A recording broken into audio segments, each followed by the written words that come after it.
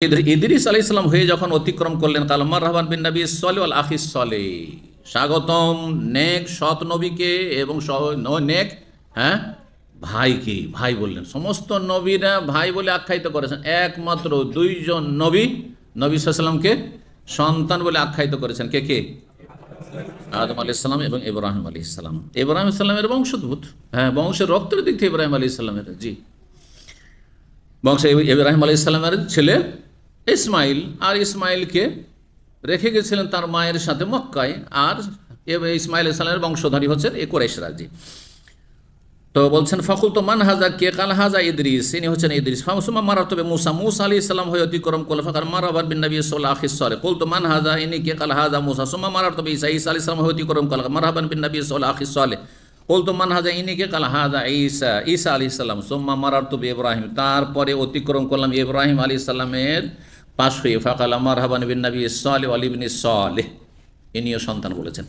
কুলতু মান হাযা, ইনি কে, কাল হাযা ইব্রাহিম, ইব্রাহিম আলাইহিস সালাম। কাল ওয়া আখবারানি ইবনু হাজমিন আন্না ইবনে আব্বাস ওয়া আবু হাইয়াত আল আনসারী কানা ইয়াকুলান, এই দুইজন ইবনে আব্বাস সাহাবী আর আবু হাইয়া আনসারী সাহাবী দুইজন বলতেন, হাদিস বর্ণনা করতে, কালা নবী সাল্লাল্লাহু আলাইহি ওয়াসাল্লাম বলেন, সুম্মা উরিজা বি, তারপরে আমাকে আরও ওপরে নিয়ে যাওয়া হলো, সপ্তম আকাশে গিয়ে ওপরে নিয়ে যাওয়া হচ্ছে।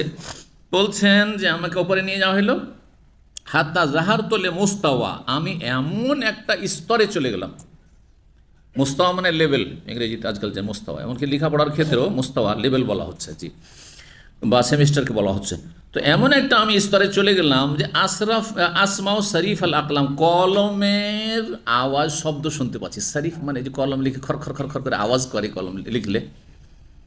আজকালকার কলম খুব চিকন কলম হয়ে গেছে সেই জন্য, কিন্তু আমরা কঞ্চির কলমে লিখেছি। আমরা এমন যুগে যে বলছি যে নতুন পুরাতন সবই পেয়েছি, কঞ্চির কলমে লিখেছি। বোঝা গেছে না? দেখেছেন কঞ্চির কলম? শুনেছেন শুধু, লিখেছেন? জি। তো মাদ্রাসায় লিখেছি, আর স্কুলেও তখন হইতো। আর একটা কালির বড়ি পেতাম, বড়িগুলোকে পানিতে গুলতাম, কারণ সস্তা, ওগুলো 5 পয়সায় কয়েকটা পেয়ে যেতাম, 10 পয়সাতে। জি। তো যাই হোক, বলছেন যে কলমের আওয়াজ শুনতে পেলেন। কালা ইবনে হাজম আনাসের মালিক কালান নবী সাল্লাল্লাহু আলাইহি ওয়াসাল্লাম ফারাদাল্লাহু আলাইহি 50 তার 50 ওয়াক্ত সালাত ফরজ করলে। ফারাজাতু বিযালিকা, ফিরে আসলাম এই তা নিয়ে, 50 ওয়াক্ত নিয়ে। হাত্তা আমুরু বে মুসা, তার মুসা আলাইহিস সালাম হয়ে অতিক্রম করছিলাম। ফাকাল আলী মুসা, মুসা আলাইহিস সালাম জিজ্ঞেস করলেন, মাল্লাযী ফরাজা আলা উম্মাতিকা, হে নবী আপনার উম্মতের উপর কি ফরজ করা হইল? কুলতু ফারাজা আলাইহিম 50 সালাতান, 50 ওয়াক্ত সালাত ফরজ করা হইল। 50 ওয়াক্ত যদি আজকে থেকে যেত, তো আমাদের মধ্যে যে কেউ বাঁচত আল্লাহ জানে, তাই না? ও আল্লাহ মাফ করেন। তো বলছেন যে তাই বলছেন, কালা ফারাজে রব্বাক, মুসা আলাইহিস তখন বলছেন, যান আবেদন, রাজে মোরাজা মানে কি করা, যে ফলো আপ করা।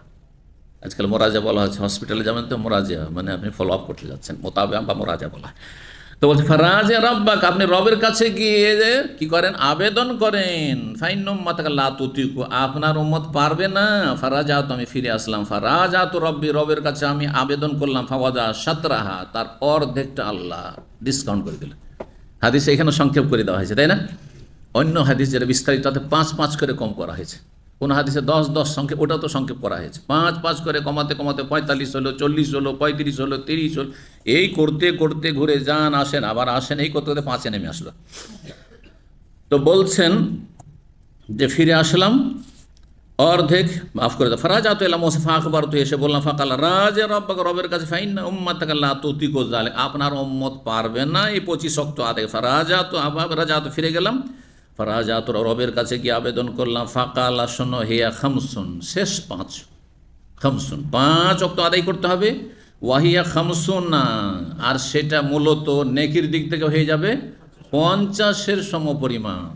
জি, খামসুনা ফিল আদায় করতে হবে 5, আর খামসুনা ফিল আজরে ও সওয়াবে, নেকি হয়ে যাবে 5-10-এ 50। 1 ওয়াক্ত নামাজ আদায় করলে 10 গুণ, সর্বনিম্ন নেকি কত?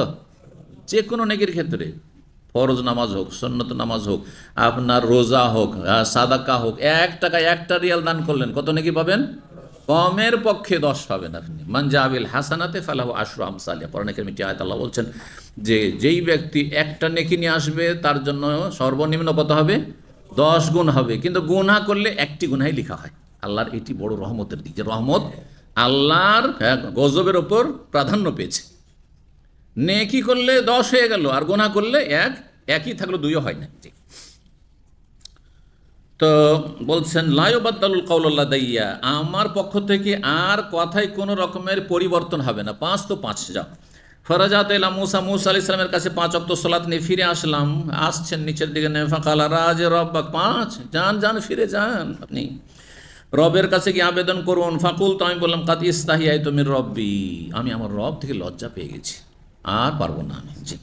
সুম্মান তালাকা, তারপরে চলতে লাগলেন, হাত্তা আতাবি, আমাকে নিয়ে চললেন, আর আমাকে নিয়ে সিদরাতুল মুনতাহাই, হ্যাঁ আগে পরে করে, সিদরাতুল মুনতাহা তো ওপরে আছে। জি। সিদরাতুল মুনতাহা ফাগাশিহা আলওয়ানুন, 6ষ্ঠ আকাশে সিদরাতুল মুনতাহার শেকড়। জি। 7ম আকাশে গাছপালা, ডালপালা ইত্যাদি। জি। ফাগাশিহা আলওয়ানুন, সেই সিদরা মানে কি? হ্যাঁ, বড়ই গাছ, হ্যাঁ কুল গাছ।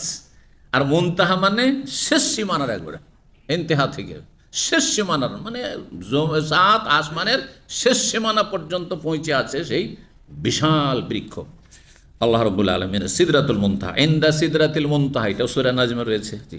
ইনদাহা জান্নাতুল মাওয়া, সেখানে জান্নাতুল মাওয়া রয়েছে। এখান থেকে বোঝা যায় জান্নাত ওপরে আছে আর জাহান্নাম নিচের দিকে আছে। বোঝা গেছে? বেশ কিছু দলিল প্রমাণ করে জাহান্নাম